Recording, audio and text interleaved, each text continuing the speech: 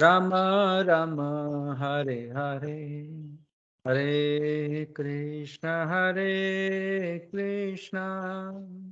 कृष्ण कृष्ण हरे हरे, हरे राम राम राम हरे हरे, हरे कृष्ण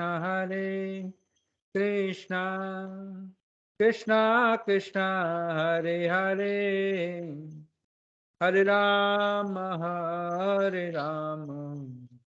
राम राम हरे हरे, हरे कृष्णा कृष्णा कृष्णा हरे हरे, हरे राम राम राम हरे हरे, हरे कृष्णा कृष्णा कृष्णा हरे हरे, हरे राम राम राम हरे हरे, हरे कृष्णा कृष्णा कृष्णा हरे हरे, हरे राम राम राम हरे हरे, हरे कृष्णा कृष्णा कृष्णा हरे हरे, हरे राम राम राम हरे हरे, हरे कृष्णा कृष्णा कृष्णा हरे हरे, हरे राम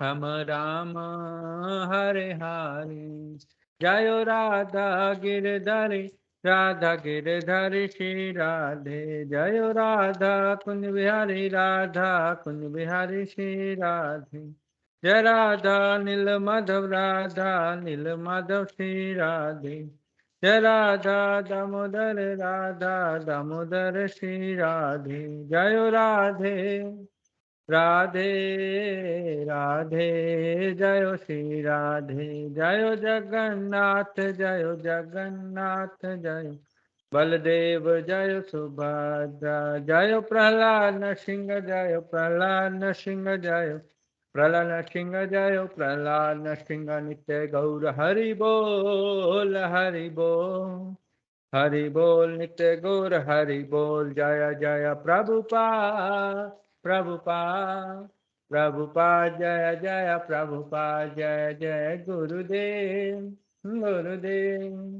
महाविष्णु गोस्वामी गुरुदेव।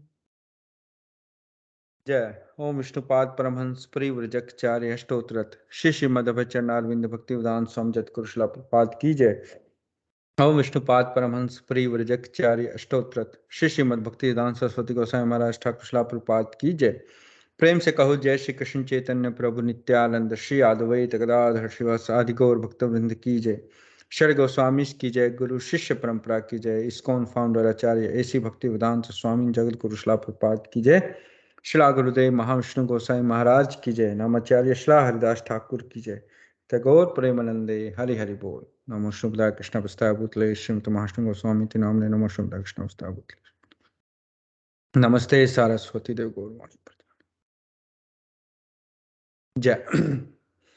ओम नमो भगवते वासुदेवाय, ओम नमो भगवते वासुदेवाय, ओम नमो भगवते वासुदेवाय, ओम अज्ञानं तिमिरन्धस्य ज्ञानञ्जनशलाकया चक्षुर्मृतं येन तस्मै श्रीगुरवे नमः। श्रीचैतन्यमनोभीष्टं स्थापितं येन भूतले स्वयं रूपा कदा मह्यं ददाति स्वपदान्तिकम्। वन्देऽहं श्रीगुरो श्रीयुतापदकमलं श्रीगुरून् वैष्णवांश्च श्रीरूपं साग्रजातं सहगणा रघुनाथं वितं तं सजीवं साद्वैतं सावधूतं परिजनसहितं कृष्णचैतन्यदेवं श्रीराधाकृष्णपदान् सहगणा ललिता श्रीविशाखान्वितांश्च। हे कृष्णा करुणा सिन्धु दीनबन्धु जगत्पते गोपेशा गोपिका कान्ता राधा कान्ता नमोस्तुते। तप्त कांचन गौरांगी राधे वृंदावनेश्वरी वृषभानुसुते देवी प्रणमामि हरिप्रिये। वाञ्छकल्पतरुभ्यश्च कृपा सिन्धुभ्येव च पतितानां पावनेभ्यो वैष्णवेभ्यो नमो नमः। नमो ओम विष्णुपदाय कृष्णपृष्ठाय भूतले श्रीमते महाविष्णु गोस्वामिन्निति नामिने। नमो ओम विष्णुपदाय कृष्णपृष्ठाय भूतले श्रीमते भक्तिवेदांत स्वामिन्निति नामिने। नमस्ते सरस्वती देवे गौरवाणी प्रचारिणे निर्विशेषा शून्यवादी पाश्चात्य देश तारिणे।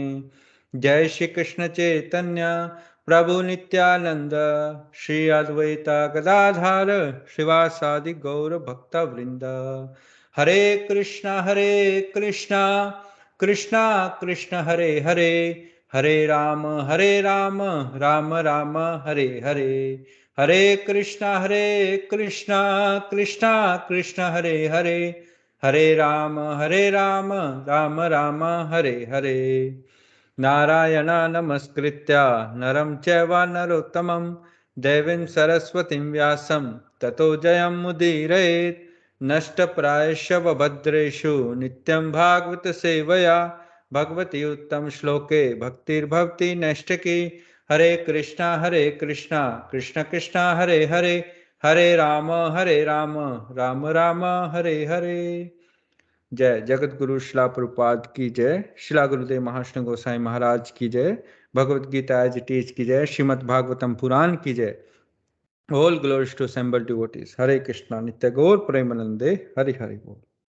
जय शिला प्रभुपाद की जय, शिला गुरुदेव। हरे कृष्णा प्रिय भक्तों, आपका आज के हरे कृष्णा वीकेंड हरियाणा के प्रोग्राम में स्वागत है। जैसे कि आप जानते हैं, ये प्रोग्राम हरे कृष्णा वीकेंड हरे कृष्णा वीकेंड नामक संस्था, जो न्यूजीलैंड की संस्था है, उनके द्वारा आयोजित किए जाते हैं। और इस संस्था की स्थापना 19 अप्रैल 2002 को श्रीमान अम्बरीश दास प्रभु जी और उनकी पत्नी श्रीमती पूर्ण प्रज्ञा देवी दासी माता जी और उनके सुपुत्र श्रीमान कृष्ण समर्पण कृष्ण दास द्वारा उनके गुरुदेव परम पूज्य महाविष्णु गोसाई महाराज की आज्ञा पाकर आरंभ किया था। और उनके ही प्रशिक्षण में और उनकी शिक्षा के द्वारा मैं ये प्रोग्राम कर पा रहा हूँ। इसके लिए मैं उनका हृदय से आभार प्रकट करता हूँ। Hare Krishna. Thank you very much प्रभु। हरे कृष्ण। तो आज हम जो ये पुस्तक पढ़ रहे हैं, पूर्ण प्रश्न पूर्ण उत्तर, शिला प्रभुपाद की पुस्तक है, छोटी सी, और इसमें कुछ बातचीत का संग्रह है। बॉब कोहेन नामक जो अंग्रेज है अमेरिका का, उसके द्वारा और शिला प्रभुपाद के द्वारा उसके उत्तर दिए गए हैं। और जैसा कि हमने पहला अध्याय पढ़ा है, उसका नाम है सर्वाकर्षक श्री कृष्ण। उसमें बताया गया भगवान सर्व आकर्षक हैं। कृष्ण नाम का अर्थ क्या है? सबको आकर्षित करने वाले हैं, सब कुछ भगवान से आता है ना। तो हमने ये जाना कि भगवान कृष्ण जो हैं, वो उनको जो नाम दिए जाते हैं उनकी लीला के अनुसार दिए जाते हैं। और जो मनुष्य जो देह है, योनि है, ये बहुत दुर्लभ भी है, क्योंकि इसी में हम जान पाएंगे, हम आत्मज्ञान ले पाएंगे कि हम कौन हैं। हम भगवान का अंश हैं, भगवान कृष्ण के दास हैं। तो उनकी सेवा ही हमारा एकमात्र ध्येय है।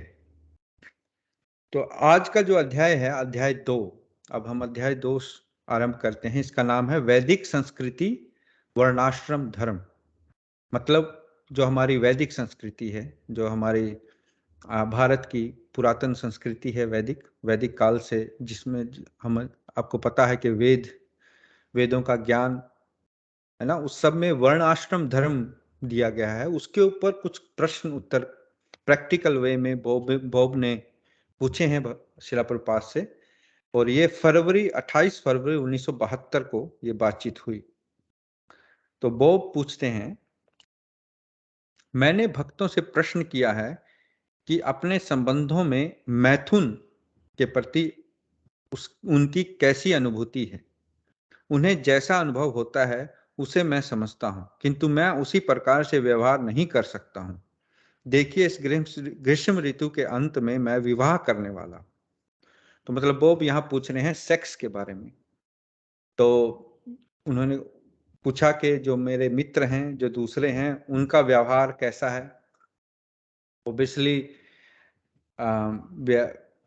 नेचुरल तरीके से, मतलब जो अमेरिका है वहाँ की जो संस्कृति है वो वहाँ गर्लफ्रेंड बॉयफ्रेंड का बहुत चलन है। तो विवाह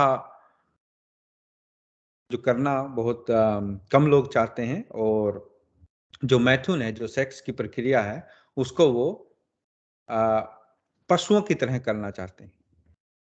तो बॉब कहता है कि मैं ऐसे व्यवहार नहीं कर सकता हूं, इसलिए मैं इस ग्रीष्म ऋतु में विवाह करने वाला हूं। तो शिला प्रपात बोले, बॉब, इस ग्रीष्म ऋतु के अंत में सितंबर अथवा अगस्त माह में जब मैं अमेरिका वापस जाऊंगा, तब मेरा विवाह होगा। भक्तगण कहते हैं कि गृहस्थ केवल संतान प्राप्ति के लिए संभोग करते हैं, किंतु मैं ऐसी स्थिति में अपनी कल्पना भी नहीं कर सकता हूं, तथा इस भौतिक जगत में रहते हुए व्यक्ति किस प्रकार का यौन जीवन व्यतीत कर सकता है। तो यहाँ शिला प्रपात से वो पूछ रहे हैं, तो कि गृहस्थ जीवन में रहते हुए हमें किस प्रकार इस संसार में यौन जीवन का को व्यतीत करना चाहिए। तो शिला प्रपात इसका उत्तर देते हैं। शिला प्रपात, वैदिक सिद्धांत यह है कि व्यक्ति को यौन जीवन के से पूर्ण रूप से बचना चाहिए, यानी कि हो सके तो ब्रह्मचारी।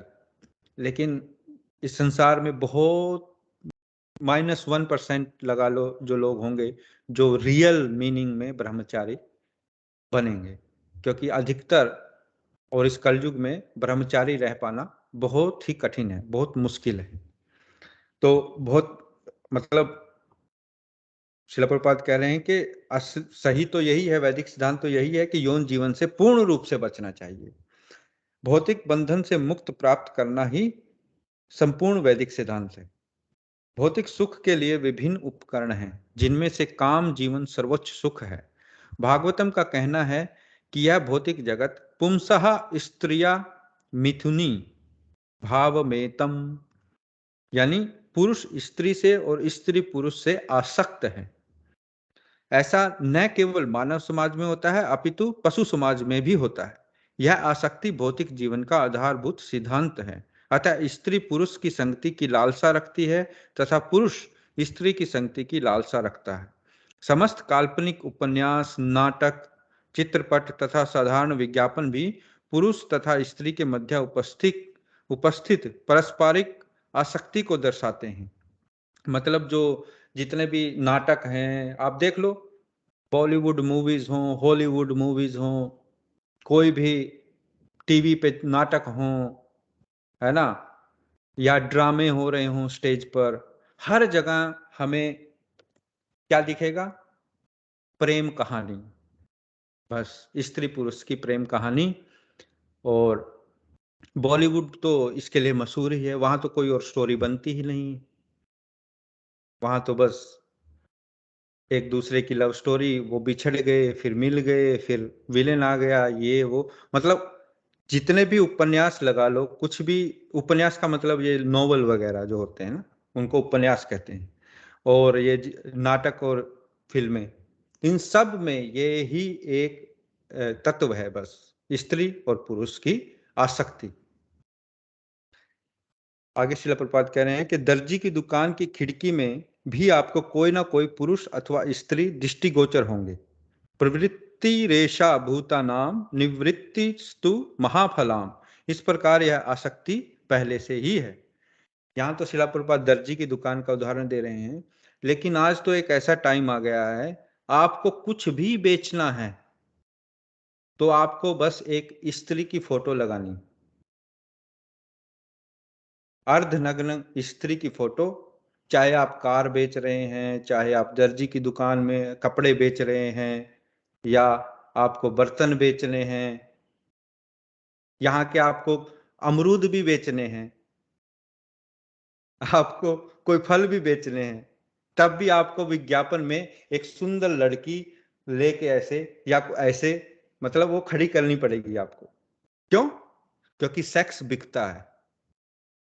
एडवर्टाइजमेंट, ये ही आधारभूत इस भौतिक जगत का फंडा है, आसक्ति का कारण है। शिला प्रभुपाद यहाँ दर्जी की दुकान का उदाहरण ले रहे हैं। दर्जी की दुकान तो चलो एक है, यहाँ तो भरी पड़ी है लाइन, जहां मर्जी आप देख लो, बड़े बड़े बिलबोर्ड, बड़े बड़े लगे होंगे सड़कों के किनारे, सब जगह आपको स्त्री मिलेगी एडवर्टाइजमेंट में, या अर्धनग्न पुरुष मिलेंगे। क्यों? क्योंकि वो बेचने के लिए चाहिए, लोगों को वो इच्छा जागृत करनी है दिखा के। तो बॉब कहते हैं स्त्री और पुरुष के मध्य आसक्ति, इसका क्या मतलब हुआ? आसक्ति मतलब दोनों के प्रति खिंचाव एक दूसरे के, इसका क्या मतलब है? श्रील प्रभुपाद, स्त्री और पुरुष, अतः यदि आप इस भौतिक जगत से मुक्ति चाहते हैं तब उस आसक्ति को शून्य कर देना चाहिए, अन्यथा केवल और अधिक आसक्ति आपको पुनर्जन्म लेना होगा, एक मानव के रूप में अथवा किसी देवता, पशु, सर्प, पक्षी या अन्य पशु के रूप में आपको जन्म लेना पड़ेगा, क्योंकि ये आसक्ति ही हमें दोबारा दोबारा जन्म दिलाती है। आसक्ति का मतलब होता है किसी से इतनी मतलब वो कुछ और मत सोचना, बस उसी के बारे में सोचना, वो आसक्ति होती है। किसी भी चीज की आसक्ति हमें पुनर्जन्म दिलाएगी, क्योंकि वो हमारे दिमाग में हमेशा चलती रहेगी बैकग्राउंड में, उससे हम अटैचमेंट, इसको अंग्रेजी में कहते हैं अटैचमेंट, उससे हम इतने अटैच हो जाएंगे, और जब भी हम फिर देह छोड़ेंगे तो हमारी आसक्ति वहां होगी, तो फिर वो जन्म लेना पड़ेगा।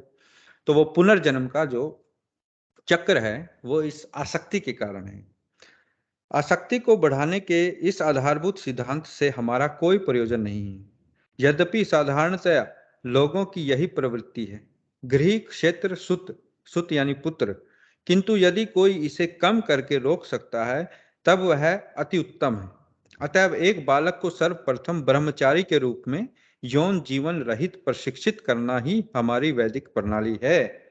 आपने देखा होगा पुराने जमाने में गुरुकुल होते थे, तो बच्चों को पहले गुरुकुल में भेजा जाता था। तो ब्रह्मचारी का मतलब बिना विवाह के पहले वो गुरुकुल में रहते थे 25 साल ब्रह्मचारी, फिर अगले 25 साल गृहस्थ जीवन, फिर उससे अगले 25 साल वानप्रस्थ, और फिर लास्ट के 25 साल सन्यास।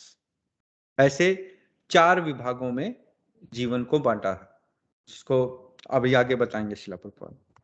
तो आसक्ति को कम करना वैदिक सिद्धांत है, उसमें वृद्धि करना नहीं। अतएव संपूर्ण प्रणाली को वर्णाश्रम धर्म कहते हैं। वर्ण और आश्रम, ये 2 शब्दों का मिलन है। 4 वर्ण जो हैं, जो भगवान कृष्ण कहते हैं मेरे द्वारा बनाए गए हैं, जन्म से नहीं, कर्म से और गुण से। 4 वर्ण है और 4 ही आश्रम है। आश्रम ये 4 जो स्टेजें हैं। तो भारतीय प्रणाली वर्ण तथा आश्रम यानी 4 सामाजिक वर्ग तथा 4 आध्यात्मिक वर्गों को मानती है।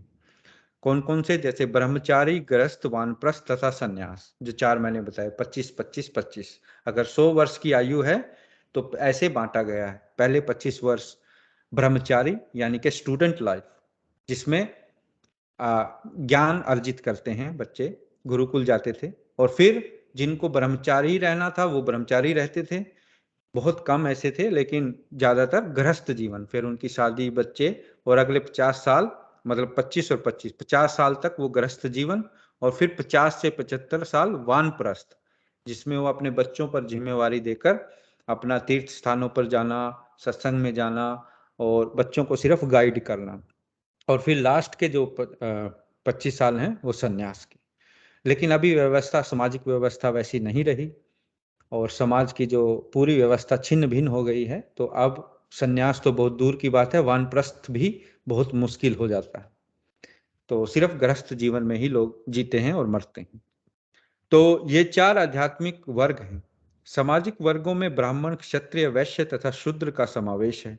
इस प्रकार इस प्रणाली के अंतर्गत विधि विधान इतने उत्तम हैं कि यदि व्यक्ति की प्रवृत्ति भौतिक जीवन का सुखोपभोग उपभोग करने की भी होती है, तब भी उसे इतनी उत्तमता से ढाला जाता है कि अंततः वह मोक्ष प्राप्त कर लेता है तथा अपने घर भगवान के धाम लौट आता है। यही प्रक्रिया है। इस प्रकार यौन जीवन आवश्यक नहीं है, किंतु हमें इसके प्रति आसक्ति होती है। अतएव कुछ ऐसे विधि विधान हैं जिनके अंतर्गत ऐसा जीवन यापन किया जा सकता है। तुरही के उच्च स्वर और तथा हंसी के मध्य मृदंग की अलौकिक थापों सहित पीछे कहीं से मंत्रोच्चार प्रारंभ होता है।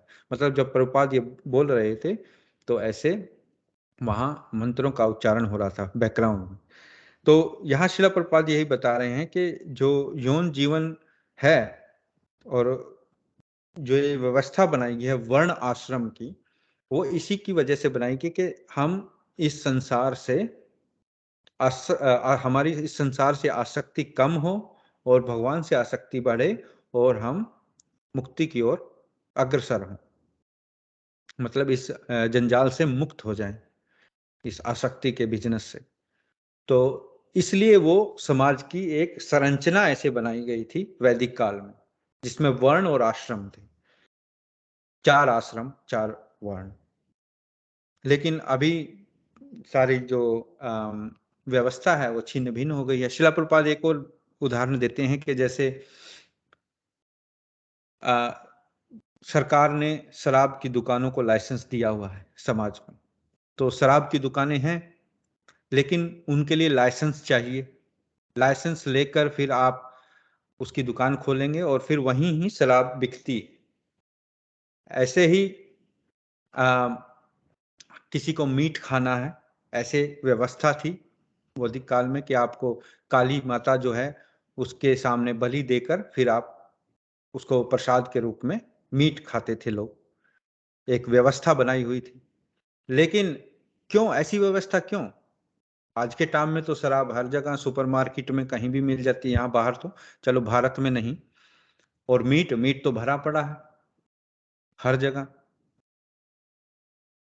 तो शिला प्रभुपाद बता रहे हैं कि ऐसे ही हर व्यक्ति के अंदर सेक्स डिजायर होती है, क्योंकि ऑपोजिट सेक्स से आकर्षण होता है। लेकिन एक व्यवस्था बनाई गई थी विवाह की, कि विवाह करके आप सिर्फ संतान उत्पत्ति करोगे और जो अपने सेक्स की इच्छा है उसकी पूर्ति करोगे, सिर्फ संतान उत्पत्ति के लिए, ना कि अनकंट्रोल्ड। तो उससे क्या होता था कि वो धीरे धीरे वो कंट्रोल में आ जाती थी इच्छा। क्योंकि मनुष्य जीवन का अर्थ क्या है? कंट्रोल, इंद्रियों पे कंट्रोल करना, अपनी इंद्रियों को वश में रखना। नहीं तो हम पशु हैं। अगर हम अपनी इंद्रियों को वश में रखते हैं तो हम मनुष्य हैं, लेकिन अगर हम अपनी इंद्रियों को वश में नहीं रखते तो हम पशु हैं। तो ऐसे व्यवस्था बनाई गई थी समाज में वैदिक काल में अपने वर्ण की और आश्रम की, ताकि वो धीरे धीरे हमारी इंद्रियां कंट्रोल हो। लेकिन अभी जो व्यवस्था है समाज में वो छिन्न भिन्न हो गई है और अनकंट्रोल, मतलब सिर्फ इंद्रियों को खुला छोड़ दिया, जैसे मर्जी आप इंद्रियों का भोग करो। उससे क्या होता है कि आसक्ति बढ़ती है इस संसार में, और ये हमें और संसार अपनी तरफ आसक्त रखता है, जिससे हम यहाँ से छूट नहीं सकते। तो आगे शिला प्रभुपाद एक श्रीमद् भागवतम से एक श्लोक का उदाहरण देते हैं। श्रीमद् भागवतम के 5वें स्कंद के 5वें अध्याय का 8वां श्लोक। पुंसः स्त्रिया मिथुनी पुंसः स्त्रिया मिथुनी भावमेतं तयोर्मिथो हृदया ग्रंथि माहु अतो गृह क्षेत्र सुता आप्त वितर्जनस्य मोहो अयम ममेति। अर्थात स्त्री अथवा पुरुष के प्रति आकर्षण, यह यौन जीवन संपूर्ण जीवन भौतिक जीवन का आधारभूत सिद्धांत है।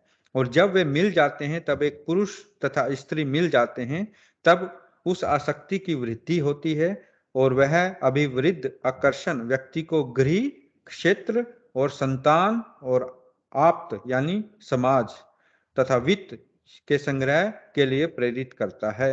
वित्त का अर्थ है धन। इस प्रकार गृह क्षेत्र सुताप्त और वित्ते, ये 4, वह आबद्ध हो जाता है।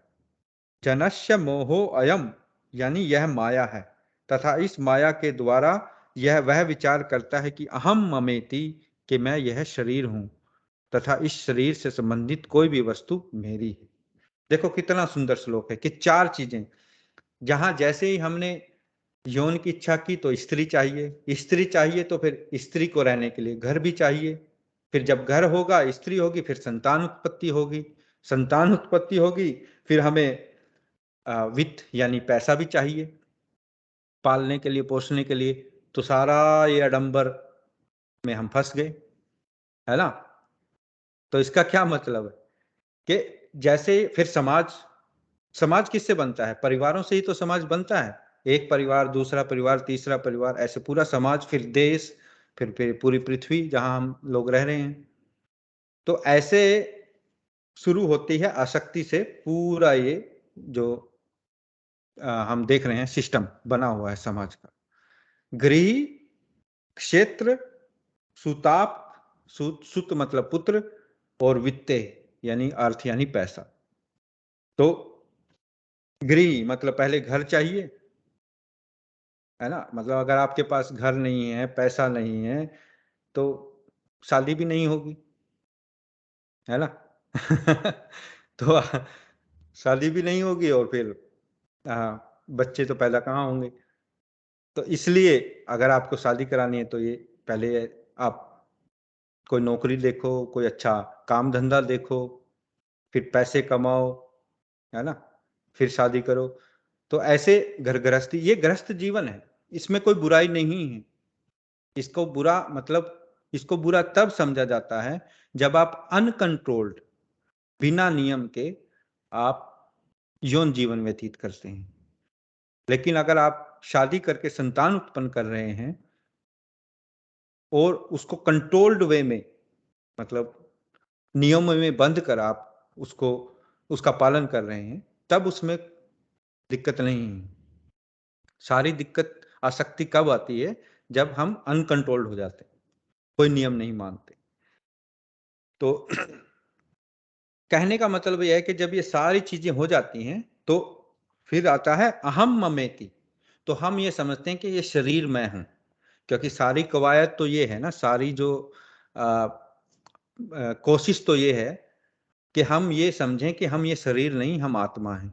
लेकिन जब हम इस चीज में उलझ जाते हैं तो हम ये समझते हैं कि हम ये शरीर हैं, और मैं इस शरीर से मैं उत्पन्न हुआ है, इस शरीर से रिश्ता है मेरी पत्नी का, मेरे बच्चे हैं, है ना। तो एक समाज बन गया, एक परिवार बन गया है, तो मैं उससे आसक्त होऊंगा। फिर जो मेरे शरीर से संबंध रखता है वो मेरा संबंधी है, और जो मेरे शरीर से संबंध नहीं रखता वो मेरा गैर है। उसको गैर कहेंगे, किसको अपना कहेंगे, है ना। तो ऐसे फिर हमारी साइकोलॉजी चलती है। और जबकि ये माया है, श्रील प्रभुपाद कहते हैं यही माया, जनस्य मोहो अयम, क्योंकि इससे हम मोहित होते हैं। हम समझते हैं कि हम शरीर ही हैं, ये भौतिक शरीर हम हैं, और जबकि हम ये शरीर नहीं है, हम आत्मा है। तो वो पूछ रहे हैं इसका अर्थ क्या है? श्रील प्रभुपाद, यह आसक्ति की अभिवृद्धि होती है। भौतिक आसक्ति में यह विचार होता है मैं यह शरीर हूं तथा मेरा यह शरीर किसी स्थान विशेष में है, यह मेरा देश है। वह विचार चलता रहता है, मैं अमेरिकी हूं, मैं भारतीय हूं, या मैं जर्मन हूं, या मैं यहां से हूं, मैं वहां से हूं। अर्थात यह शरीर, यह मेरा देश है, मैं अपने देश तथा समाज के लिए सर्वस्व बलिदान कर दूंगा। इस प्रकार भ्रम में वृद्धि होती रहती है, और इस भ्रम के अंतर्गत उसे मृत्यु के उपरांत एक अन्य शरीर की प्राप्ति होती है। उसके कर्मानुसार वह एक श्रेष्ठतर या निमंतर शरीर पा सकता है। अतः यदि उसे श्रेष्ठतर शरीर की प्राप्ति होती है तथा यदि उसे स्वर्ग की प्राप्ति हो, तब भी वह एक बंधन है। किंतु यदि वह एक कुत्ता अथवा बिल्ली बन जाता है, तब तो उसका जीवन व्यर्थ हो जाता है, अथवा एक वृक्ष वृक्ष इसकी पूरी संभावना है। मतलब जैसे ही हम ये समझें कि मेरा शरीर है, तो मैं यहाँ कहाँ पैदा हुआ हूँ जी? मैं तो भारत में पैदा हूँ, भारत मेरा देश, सबसे महान देश, मैं उसके लिए जान भी दे दूंगा, मैं ये कर दूंगा।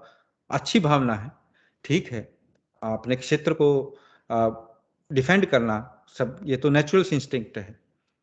लेकिन हाँ, जैसे कहा गया है हमारे शास्त्रों में भी कि अगर आप लड़ते लड़ते अपना जीवन बलिदान कर देते हो युद्ध में, तो आपको स्वर्ग की प्राप्ति होती है। तो लेकिन शिला प्रभुपाद कहते हैं कि स्वर्ग में जाना भी तो एक बंधन है, क्योंकि वहां से फिर आपको यहीं गिरना पड़ेगा आके इस पृथ्वी पर, और फिर यहाँ फिर वही चक्कर स्टार्ट हो जाता है, या तो आपको उच्च योनि मिलेगी या किसी पशु में जाने की योनि में जाना पड़ेगा, तो जीवन व्यर्थ हो जाएगा। मतलब इसी चक्कर में हम पड़े हुए हैं। ऐसा नहीं है कि पहली बार होगा हमसे, हम इस जन्म जन्मांतर से पता नहीं कब से हम इस चक्कर में पड़े हुए हैं, कभी ऊपर कभी नीचे, कभी ऊपर वाली योनियों में, कभी नीचे वाली योनियों में, ऐसे चल रहा है चक्कर हमारे साथ। लेकिन अभी हमें मौका मिला है। क्यों? शिला प्रभुपाद की वजह से, शिला गुरुदेव की वजह से, भगवान की, श्री कृष्ण की वजह से। उन्होंने, क्योंकि वो टाइम टू टाइम आते रहते हैं और अपने जो भक्त हैं उनको भेजते रहते हैं। और बहुत, आपको देखा होगा कितने, हम यहाँ सिर्फ 4 लोग हैं जो इस सत्संग को सुन रहे हैं, और इस संसार में करोड़ों लोग हैं। वो क्यों नहीं आए? कितने लोगों के पास मैसेज गया होगा, वो क्यों नहीं आए? क्यों? क्योंकि हर एक व्यक्ति जो सुनता है या भगवान की तरफ आकर्षित होता है, वो यूं ही नहीं हो जाता। उसके बहुत बहुत कोई पुराने जन्म के या ऐसे उसकी पुण्य कर्म होते हैं जिससे वो आकर्षित होता है, भगवान की चर्चा की तरफ आकर्षित होता है। ऐसे आकर्षण नहीं हो सकता। या किसी जो भगवान के शुद्ध भक्त हैं जैसे शिला प्रभुपाद हैं, उनकी कृपा होती है, और वैसे तो उनकी ये कृपा ही है कि हम उनका जो ये पुस्तक पढ़ रहे हैं उसमें उन्होंने इतना ज्ञान दिया है ताकि हम अपनी जीवन में इसको उतार सकें। तो ऐसे हमें समझना चाहिए कि ये कोई संयोग नहीं है, ये भगवान की हम पर कृपा है, और इसको हल्के में नहीं लेना चाहिए, हमको इसको बहुत गंभीरता से लेना चाहिए। तो आगे शिला प्रभुपाद बोल रहे हैं कि यह विज्ञान इस जगत को ज्ञात नहीं है कि आत्मा किस प्रकार एक शरीर से दूसरे शरीर में देहांतरण कर रहा है तथा किस प्रकार वह विभिन्न प्रकार के शरीरों में बंध रहा है। यह विज्ञान अज्ञात है। अतएव जब अर्जुन कह रहे थे कि यदि मैं विपक्ष में अपने भ्राता, अपने पितामह का वध करूं, तब वे जीवन केवल दैहिक धारणा के आधार पर विचार कर रहे थे, किंतु जब उनकी समस्याएं सुलझ न सकी, तब उन्होंने श्री कृष्ण की शरण ली तथा उन्हें अपना आध्यात्मिक गुरु स्वीकार किया। जब कृष्ण अर्जुन के आध्यात्मिक गुरु बने, तब प्रारंभ में उन्होंने अर्जुन को डांटा।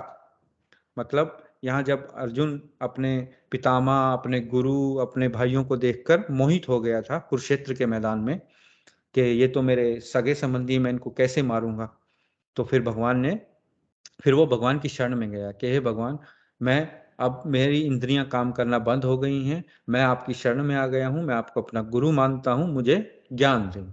तब भगवान ने भगवत गीता का ज्ञान दिया। पहले तो उन्होंने उसको डांटा। कैसे? उन्होंने कहा, ऐसोचयान अनवश्य सोचस्तवम प्रज्ञावादांश्च भाससे गता सुन गता सुनश्च नानुशोचन्ति पंडिता। अर्थात तुम पंडित के समान बातें करते हो किंतु अत्यंत मूर्ख हो, क्योंकि तुम जीवन की दैहिक धारणा के विषय में बात कर रहे हो। पहले तो उन्होंने, भगवान ने डांटा, न सोची न नानु सोचंती पंडिता। मतलब एक पंडित जो होता है ना, बड़ा सब कुछ जानता है, कि ऐसे पंडित की तरह तुम बात कर रहे हो। क्योंकि उससे पहले अर्जुन ने भगवान को कहा कि भगवान देखो, मैं इनको मारूंगा तो फिर सारे जो पुरुष मर जाएंगे, औरतें बच जाएंगी, औरतें बच जाएंगी तो फिर वो दूषित हो जाएंगी, कोई पिंड दान करने वाला नहीं होगा, कोई पुत्र नहीं होगा, वर्ण संकर हो जाएंगे। वर्ण संकर मतलब फिर अलग अलग जो पुरुष बचे हैं वो उनसे शादियां करेंगे तो फिर बच्चे पैदा करेंगे तो फिर वो वर्ण संकर हो जाएंगे। तो ऐसे ऐसे बातें कर रहा था। लेकिन जैसे ही वो भगवान की शरण में गया तो भगवान ने सबसे पहले उनको डांटा कि तुम पंडित की तरह बात कर रहे हो, तुम मूर्ख हो। क्यों? क्योंकि तुम इस देह के बारे में सोच रहे हो कि देह से मेरा संबंध है, ये मेरे सगे संबंधी हैं, ये हैं, लेकिन तुम आत्मा के लेवल पर नहीं सोच रहे हो। तो अतः यह यौन जीवन की दैहिक धारणा में अभिवृद्धि करता है। अतः समस्त प्रक्रिया इसको कम करके शून्य करने के लिए है। बॉब, अपने जीवन के विभिन्न स्तरों पर इसे कम करना, इसका क्या मतलब है? शिल प्रभुपाद, हाँ, इसे कम करना यानी 25 वर्ष तक यौन जीवन को प्रतिबंधित करके बालक को विद्यार्थी के रूप में प्रशिक्षित किया जाता है, यानी ब्रह्मचारी। उनमें से कुछ बालक नैष्ठिक ब्रह्मचारी रहते हैं, यानी आजीवन ब्रह्मचारी।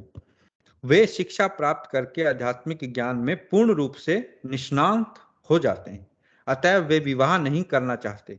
यह भी प्रतिबंधित है, वह विवाह के बिना संभोग नहीं कर सकता है। इसलिए मानव समाज में विवाह का विधान है, लेकिन पशु समाज में नहीं।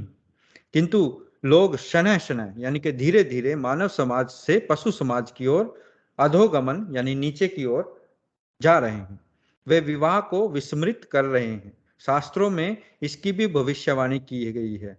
दाम्पत्य अभिरुचि हेतु यानी कलयुग में अंततः विवाह संपन्न नहीं होंगे। लड़का व लड़की मात्र साथ साथ रहना स्वीकार करेंगे तथा उनके संबंध का अस्तित्व यौन शक्ति पर आधारित होगा। ये भागवतम में कहा गया है। देखो कब भागवतम है, ये मतलब भागवतम का जो ज्ञान है वो आज भी उतना ही रिलेटिव है और आने वाले टाइम में भी और पीछे भी, क्योंकि ये सनातन है। कलयुग में क्या कहा गया है कि कलयुग में जो लड़का लड़की एक साथ रहेंगे, आप देख रहे हो लिव इन रिलेशनशिप में एक साथ रहते हैं। और क्या होगा यदि पुरुष और स्त्री के जीवन के मात्र साथ साथ रहेंगे और उनका संबंध अस्तित्व यौन शक्ति पर आधारित होगा, मतलब सेक्स पर आधारित होगा, बस उनका कोई विवाह नहीं हुआ, कुछ नहीं हुआ, तो ऐसे वो रहेंगे। यदि पुरुष अथवा स्त्री के यौन जीवन में कमी है तब विवाह विच्छेद यानी तलाक होता है। इस दर्शन पर फ्रायड तथा अनेकों पाश्चात्य दार्शनिकों ने कई पुस्तकें लिखी हैं, किंतु वैदिक सभ्यता के अनुसार संतान उत्पत्ति के लिए ही हमारी संभोग में रुचि होनी चाहिए, यौन जीवन के मनोविज्ञान का अध्ययन करने के लिए नहीं। उसके लिए प्राकृतिक मनोविज्ञान पहले से ही है। यदि व्यक्ति कोई भी दर्शन नहीं पढ़ता तब भी यौन के प्रति उसका सहज झुकाव होता है।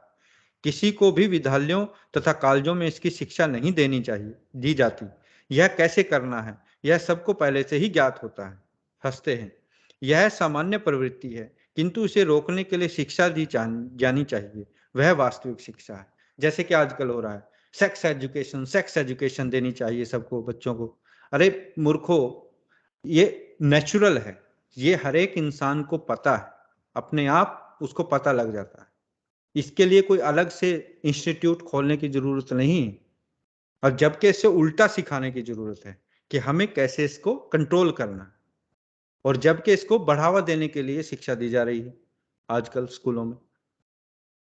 तो बॉब कहते हैं आजकल अमेरिका में यह एक मौलिक धारणा है, मतलब अमेरिका में ये उस टाइम की बात है 1972 की, तब भी कि आजकल ये एक आम धारणा है कि सबको ये दी जाती है सेक्स एजुकेशन। तो यहाँ यशपाल जी ने हाथ उठाया है कुछ पूछने के लिए। मैं रुक के थोड़ा सा उनसे पूछ लेता हूँ। हरे कृष्णा यशपाल जी, आप कुछ पूछना चाहते हैं? हरे कृष्णा प्रभु जी। हरे कृष्णा।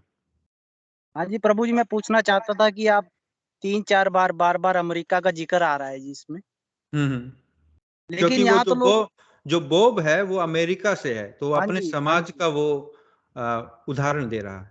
हाँ जी, वहाँ का कल्चर यहाँ से अलग है। जैसे कि आपने कहा कि वो शादी में इतना इंटरेस्ट नहीं रखते, लिव एंड रिलेशनशिप में है या फिर गर्लफ्रेंड बॉयफ्रेंड है। हम्म तो यहाँ पर तो लोग अमेरिकन्स को ये फॉलो करते हैं कि वहाँ पर भाई हमसे रिच हैं, समृद्ध हैं, उनको फॉलो करने की कोशिश करते हैं। इवन वहाँ पे जाने के लिए भी, यहाँ भी हम अमेरिका जाना सफलता का पैमाना मानते हैं कि मैं अमेरिका जाना है। हम्म तो क्यों हम प्रभावित हो रहे हैं अमेरिका से? हाँ, ये क्योंकि हमारा जो वैदिक ज्ञान है वो छिन्न भिन्न हो गया है। क्योंकि जब अंग्रेज यहाँ आए थे तो उन्होंने जो हमारे जो वैदिक संस्कृति है, उन्होंने देखा कि यहाँ अगर इन पर रूल करना है तो यहाँ के जो गुरुकुल हैं, जो यहाँ की शिक्षा प्रणाली है, उसको तोड़ना पड़ेगा पहले। तो उन्होंने सभी गुरुकुलों को बैन किया सबसे पहले तो, और फिर उन्होंने अंग्रेजी स्कूल, कॉन्वेंट स्कूल की शिक्षा यहाँ देनी प्रारंभ की। कब से? मैं 200 साल पहले की बात कर रहा हूँ, जब अंग्रेज यहाँ आए थे। उन्होंने यहाँ स्टडी किया, सब कुछ देखा कि कैसे इन पर हमें राज करना है। ठीक है, तो आज जो आप देख रहे हैं ये आज का प्रोडक्ट नहीं है, ये पिछले 100 साल की जो शिक्षा, हमारी 4 पीढ़ियां जो हैं पिछली, उनकी शिक्षा और उनके संस्कारों का की देन है। लेकिन फिर भी इसमें आप देखोगे कि जो हमारा वैदिक ज्ञान है वो फिर भी जिंदा है।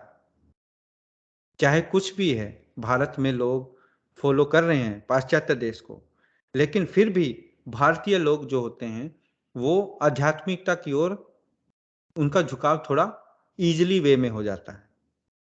मैं ऐसे नहीं कह रहा हूं कि 100% जो बाहर के आप देखते होंगे जो अंग्रेज हैं वो भी बहुत भक्त हैं, उनका भी झुकाव है, लेकिन ऐसे नहीं है जैसे इंडिया में। यहाँ पर बहुत कम लोग आध्यात्मिकता की ओर झुकाव होता है उनका, लेकिन भारत में ज्यादा होता है।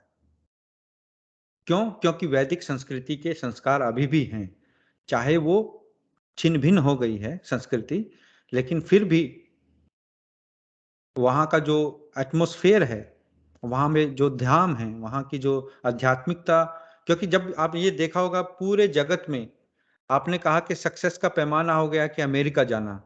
हाँ है, क्योंकि वहाँ पैसा है अमेरिका में, लेकिन किसी को आध्यात्मिकता में अगर आगे बढ़ना है, हमें इवन के अमेरिका से भी गोरे कहाँ आते हैं? भारत में। आप धाम में चले जाओ, मथुरा वृंदावन चले जाओ, जगन्नाथपुरी जाओ, मायापुर जाओ, कहीं भी धामों में जाओ, आपको अंग्रेज मिलेंगे, भक्त लोग मिलेंगे। क्यों? क्योंकि उन्हें अगर आध्यात्मिकता का ज्ञान लेना है तो भारत में आना पड़ेगा। समझ रहे हैं ना? तो ऐसे जो अंधानुकरण हो रहा है हमारे वहां समाज में अभी, वो सिर्फ अज्ञानता की वजह से है। और जैसे ही हम ये जो शिला प्रपात जो ज्ञान दे रहे हैं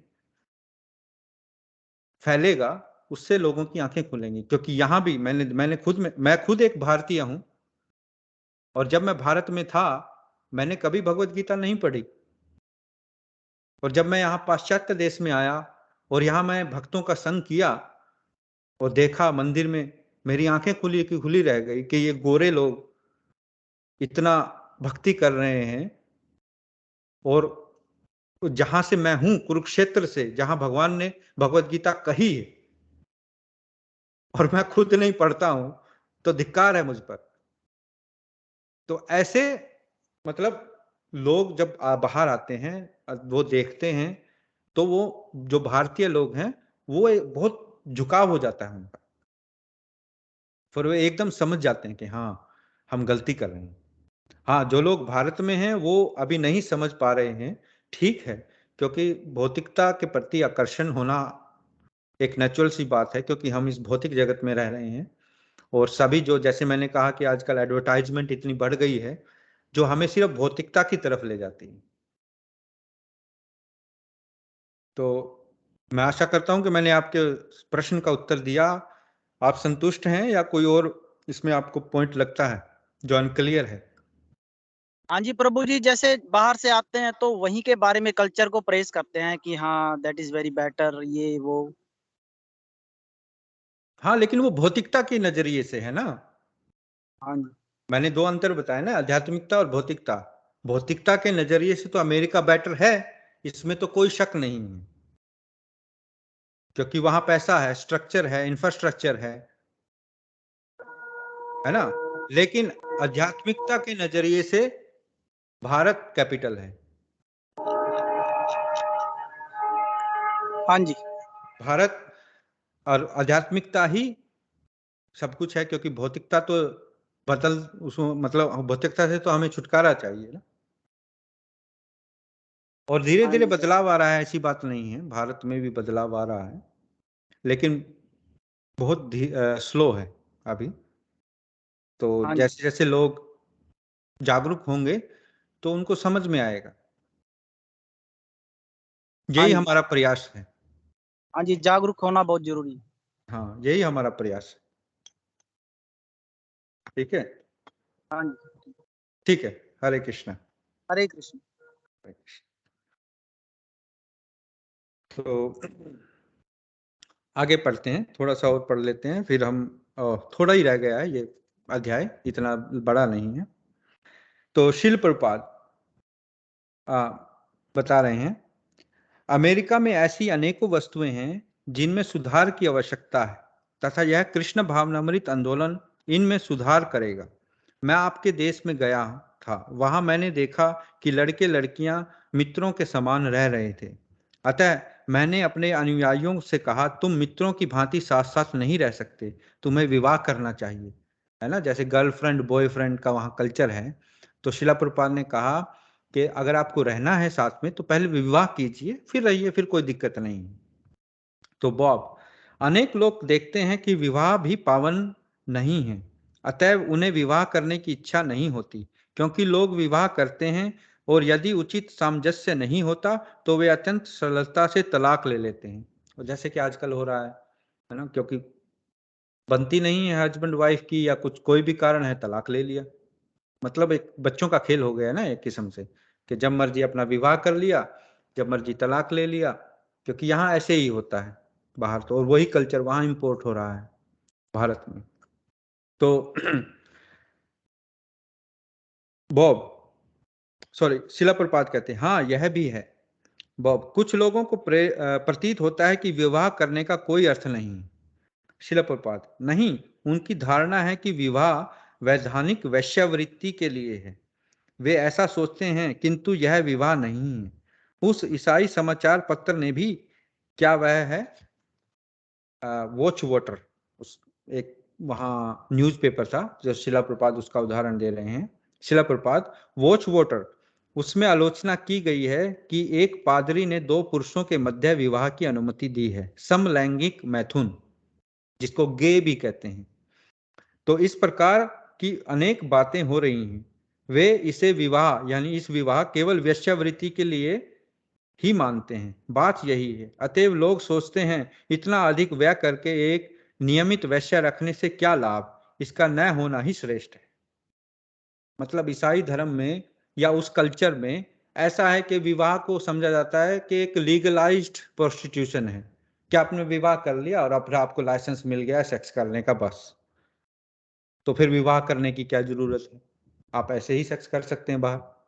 तो ये पशु वृत्ति है, निम्न वृत्ति है बिल्कुल, क्योंकि ऐसा तो सिर्फ पशु ही करते हैं ना, तो मनुष्यों में और पशुओं में क्या अंतर हुआ।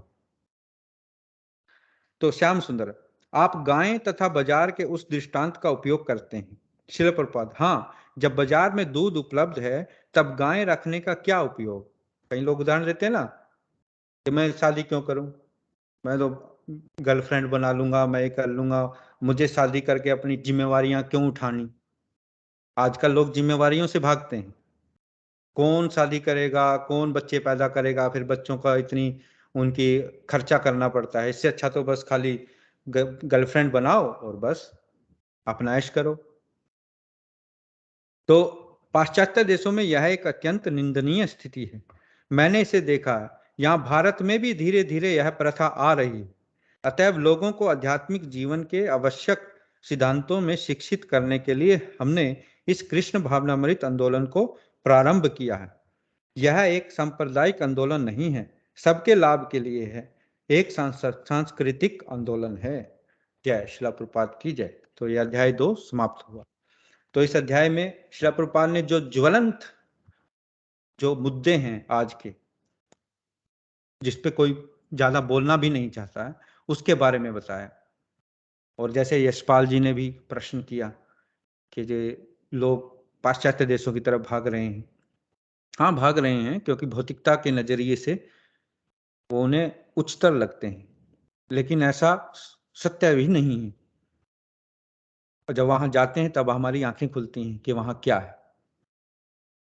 तो आपका कोई प्रश्न है या कोई टिप्पणी है तो आप पूछ सकते हैं। हरे कृष्ण।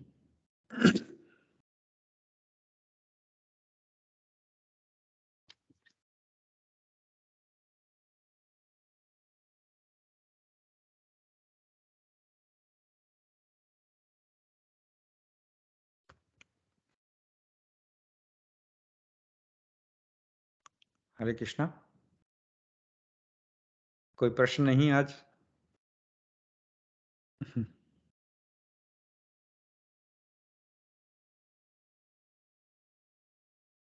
हरे कृष्णा प्रभु जी। हरे कृष्णा, हरे कृष्णा। कैसे हैं आप? हाँ ठीक हूँ प्रभु जी। हाँ प्रश्न तो कुछ आज के अध्याय में कुछ नहीं होंगे, क्यों जितने भी सारे बिंदु थे वो पर्सन क्लियर करने वाले ही थे प्रभु जी। चाहे भगवान का महाभारत का युद्ध हो, वो जो वर्ड का जो कल्चर है, इस कल्चर को गलत दिशा में लोग फॉलो करें, तो ये सारे तो अच्छे से क्लियर होने वाले बिंदु थे आज के। बट मेरा पर्सन नहीं है, लेकिन सारे कुछ जो दिमाग में ये जीवन में चलता रहता है, वो सारी चीजें क्लियर होती जाती है इन सभी अध्याय से, जिससे कुछ गलत पर्सन इन फ्यूचर या माइंड में ना आए। हाँ, नहीं देखो, मेन जो मुद्दा है यहाँ, मेन जो पॉइंट है समझने वाला, जो श्रील प्रभुपाद ने यहाँ समझाया भी है हमें, कि हमें सबसे पहले तो अपनी इंद्रियों पे संयम रखने की प्रैक्टिस करनी है। कंट्रोल करना मनुष्य का एकमात्र मतलब मनुष्य को अलग करता है पशुओं से। पशु कंट्रोल नहीं कर सकते, उनकी जो शरीर है, उनका जो स्ट्रक्चर है वो ऐसे ही है। आपने देखा होगा कि जहां बकरे कट रहे हैं, बकरा आगे कट रहा है, जो उससे पीछे वाला बकरा है वो घास खाने पे लगा हुआ है, उसको कोई लेना देना नहीं, उसको कुछ नहीं पता है कि आगे उसकी भी गर्दन कटने वाली है ना। तो ऐसे उनको कुछ मतलब वो सिर्फ खाने पे, उनका पशु जो है वो बस हमेशा खाने पे लगे रहते हैं, है ना। आहार निद्रा भय मैथुन, यही तो है चार चीजें। और यही फिर अगर हम भी वही कर रहे हैं तो फिर हम पशु हैं। तो यहाँ आज का जो समाज है, जो संस्कृति बन चुकी है, उसमें बदलाव तभी आ सकता है जब हम ये ज्ञान को अपने जीवन में उतारें। खाली पढ़कर या सुनकर के हाँ जी बहुत अच्छा लगा और बहुत कुछ है, नहीं, उसको अपने जीवन में हम कैसे उतारें, जीवन में हम कैसे फॉलो करें। और जैसे ही हम फॉलो करना स्टार्ट करते हैं तब हमें और इसके अंदर रुचि आती है। वरना तो फिर एक ये बोझ सा लगने लगता है थोड़े दिनों बाद, ये क्या यार, हर टाइम बस वही सत्संग, वही बातें, वही सब कुछ, फिर वो ऐसे बोझ सा लगने लगता है। लेकिन जब हम उसको अपने जीवन में उतारकर उस पर चलते हैं, उसको प्रैक्टिकल करते हैं, है ना, तब उसमें फिर हमें रुचि आने लगती है। कोई भी चीज है, अब आप बिजनेस करते हो तो बिजनेस बढ़ता है तो पैसा आता है, तो फिर आपकी रुचि बढ़ती है, तो आप उस बिजनेस में घुस जाते हो, है ना, क्योंकि पैसा आ रहा है। तो ऐसे ही आपको टेस्ट लग जाता है आध्यात्मिकता का, तो फिर आप उसमें आगे आगे बढ़ते रहते हैं। तो लेकिन बहुत अच्छा, चलो सुनने से, अटेंड करने से प्रोग्राम बहुत फर्क पड़ता है। हाँ प्रभु जी, ये प्रैक्टिकल लाइफ के लिए सारी कुछ अच्छा है, बाकी तो हाँ, पर्सन। और एक इसके लिए प्लेटफॉर्म होना भी जरूरी है। और यही प्लेटफॉर्म, हमारा ये उद्देश्य है कि प्लेटफॉर्म हम हरे कृष्णा वीकेंड जो है ये प्लेटफॉर्म प्रोवाइड करता है कि ताकि लोग इसमें एंगेज हों, तो अलग अलग सेवाओं में, है ना, गौ सेवा हो, भगवत गीता की सेवा हो, है ना, प्रसादम लंगर की सेवा हो, कोई भी सेवाएं हों, आगे आने वाले टाइम में भी होंगी, तो उससे लोग उसमें एंगेज होंगे। और जैसे ही एंगेज होंगे तो फिर वो प्रैक्टिकल वे में दिखेगा कि कैसे इसको हम ऐसे भी जिया जा सकता है। क्योंकि अभी तो दिख नहीं रहा, अभी तो खाली किताबों में है, किताबों में है तो दिखता नहीं है, तो लोग कहते हैं कि हाँ ठीक है, बड़ी बड़ी बातें हैं, ये तो चलो अच्छी बातें हैं, बस एक कान से निकली और दूसरे सुन। यही आज की क्लास में भी चर्चा चली जो विदेश में, जो भी अमेरिका हो, ये सब। तो मेरा भी यही मानना है, अभी वृंदावन हो या कहीं और जगह हो, तो अमेरिका हो, अभी फॉलोअर्स बहुत ज़्यादा है हिंदू सनातन के, जो बहुत ज़्यादा फॉलो कर रहे हैं। तो और जो बाहर भी रह रहे हैं, तो मतलब ये नहीं कि अपने आप को सक्सेस मान रहे हैं, लेकिन उनका धर्म में या परिवार में कहीं ना कहीं तो अच्छी जुड़ाव है। हाँ, मैं अभी स्टडी पढ़ रहा था, तो एक स्टडी है कि बाहर भी जो भारतीय रहते हैं, सबसे ज्यादा तलाक की जो रेशो, कम जो तलाक की रेशो है वो भारतीयों में है, इंडियंस में है, बाहर में भी। क्योंकि परिवार का जो कॉन्सेप्ट है, जो गृहस्थ का जो कॉन्सेप्ट है, वो हमारे खून में है, वो क्योंकि हमारे संस्कार में है। हम जब भारत भूमि में जन्म लेना पवित्र माना जाता है। क्यों? वो इसी की वजह से माना जाता है कि वो एक ऑटोमेटिक संस्कार हमारे अंदर इनबिल्ट हो जाता है जब हम भारत में जन्म लेते हैं। परिवार का कॉन्सेप्ट, सगे संबंधियों का कॉन्सेप्ट एक, तो वहां तलाक की कोई शब्द नहीं है हमारे संस्कृति में, है ना? नहीं है ना? तो ये फॉरेन है, ये बाहर से आया हुआ है। और ये एक प्रैक्टिकल उदाहरण है। आप गूगल, आजकल गूगल का जमाना, आप गूगल पे भी सर्च कर सकते हैं। जो जितने भी एनआरआईज हैं जो बाहर रहते हैं, जो इंडियंस जो बाहर बस गए हैं जाकर अमेरिका में या कहीं भी, तो वहां उनमें तलाक की रेशो बहुत कम है और उनके बच्चों की सक्सेस सबसे ज्यादा है। गोरों से ज्यादा इंडियंस के जो बच्चे हैं वो सक्सेसफुल हैं। आपने देखा हो कि कितने ब्रिटेन का प्रधानमंत्री भी इंडियन है, गूगल का सीईओ भी इंडियन है, और कितने ही बड़ी बड़ी कंपनियों के हेड्स इंडियंस हैं। क्यों हैं? क्योंकि उनको ये एक प्रोटेक्शन मिलती है बचपन से परिवार के कॉन्सेप्ट में। और जबकि अदर हैंड जो दूसरे कम्युनिटी हैं या इवन के जो वहाँ के अमेरिकन भी हैं, उनमें परिवार छिन्न भिन्न है, उनमें ब्रोकन फैमिलीज बहुत हैं, आम है बिल्कुल। मतलब वहाँ कॉन्सेप्ट ही नहीं है परिवार का इतना। कल्चर भी काफ़ी डिफरेंट हो गए हैं बोलो कि यहाँ पे जब कोई किसी की मृत्यु हो जाती है तो उसको 12 दिन कैसे रखा जाता है। चाहे विदेश में रह रहा है तो वो इंडिया में आएगा अपने, चाहे माता पिता किसी की भी डेथ पे, तो वो सारी चीज़ें, वो संस्कार है, तो उसके परिवार के भी बच्चे हैं कुछ भी है, वो देखेंगे तो सारी चीज़ें उनको डिफरेंट लगेगी और वो खुद अपने आप से जज करेंगे जो कल्चर बेटर है, हमारे पूर्वज हैं, जो भी लोग हैं, इन्होंने किस तरीके से अपनी सारी चीज़ों को कैसे मेहनत करके इन चीज़ों से क्या अच्छाई निकल के आती है, जो क्या उनका स्ट्रगल, तो वो सारी चीज़ें भी तो हाँ, लोग श्राद्ध करवाते हैं, पिंडदान करवाते हैं भारत में। जैसे वो कीर्तन करते हैं, कुछ सारी चीज़ें होती है। बाहर तो विदेशों में तो क्या होता होगा, वो ये हीटर होता है उसमें बॉडी देती, सारा कुछ हो गया, चलो अपनी कितने सारे किसी पुण्य के लिए कन्याएं हैं उनको धर्म के लिए खिलाते हैं, सारी चीजें होती है। और यहाँ होने लग गया है ऐसे। वैसे मैं सरप्राइज तो क्या हूँ कि यहाँ क्योंकि काफी लोग अब इंडिया से बस रहे हैं, तो यहाँ भी ये सब कुछ जो क्रियाक्रम होते हैं, विवाह के संस्कार, यहाँ फेरे भी होते हैं, पंडित भी हैं, मंदिर भी हैं, सब कुछ यहाँ अब अवेलेबल हो गया है, जो आज से 20 साल पहले नहीं था। अब बहुत चेंज आ गया है यहाँ बाहर। बहुत तो है। ठीक है, हरे कृष्णा। हरे कृष्ण, धन्यवाद। हरे कृष्ण। ठीक है, हम 10 सेकंड और वेट करते हैं। अगर आपका कोई प्रश्न है या टिप्पणी है आप पूछ सकते हैं, फिर हम समाप्त करेंगे।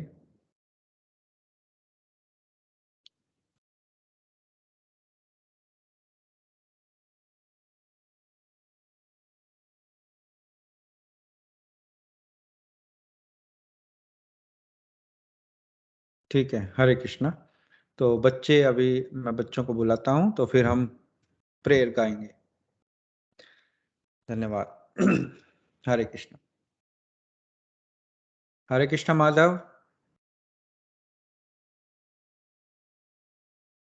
हरे कृष्णा प्रभु जी। Hare Krishna, how are you? कैसे हैं? गुड प्रभु जी। Very Subhadra? She's just going toilet. Okay, so are you ready? Can start now. Maharaj, please hear us. Maharaj, please hear us. We have learned some real good stuff. We have learned some real good stuff. Maharaj, we have learned one thing.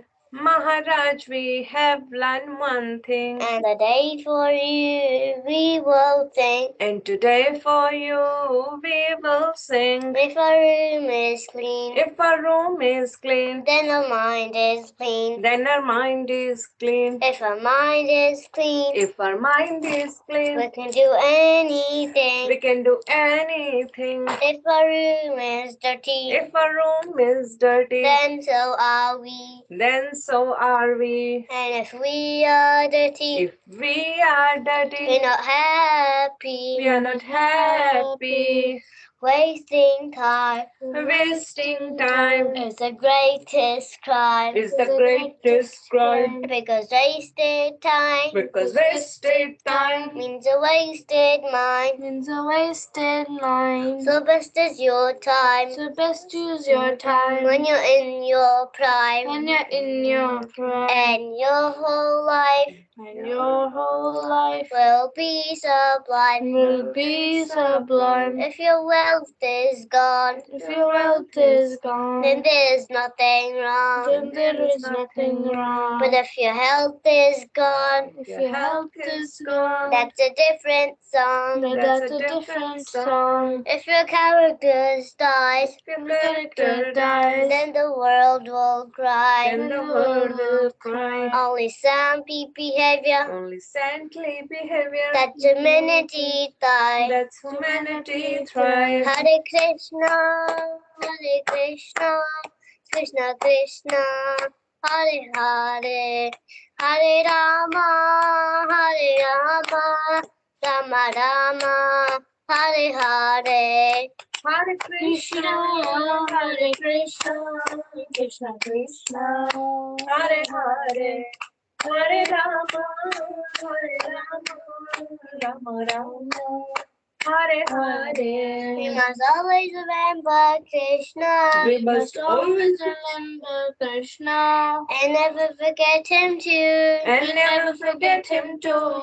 But how are we to practice this? There's so many things to do. But how are we to practice this with so many things to do? That is the greatest question. That is the greatest question. And here's the greatest clue. And here is the greatest clue. You must learn to walk so nicely that Krishna remembers you. You must learn to walk so nicely that Krishna remembers you. So listen very closely So listen very closely and make your thinking sharp. and make your thinking sharp.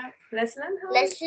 Let's learn how we can live and work so Krishna won't depart. Let's learn how we can live and work so Krishna won't depart. If something's used tomorrow, If something's due tomorrow, finish it today. finish it today. Whatever's used today, Whatever's due today, do it now, don't delay. do it now, don't delay. Your friends might be lazy Your friends might be lazy or doing bad things. or doing bad things. So you think again, But you think again, don't follow them, don't follow them, and you'll win the and end. you will win the end. Whatever work we're given, Whatever work we given, we do our very best. we do our very best. We only live with what you and give Krishna the rest. We only live with what we need and give Krishna the rest. This is how you live, to work and to play. You learn to live this way, you always see Krishna every day. This is how to live, to work and to play. You learn to live this way, you will see Krishna every day. And when your time is up, He takes us above.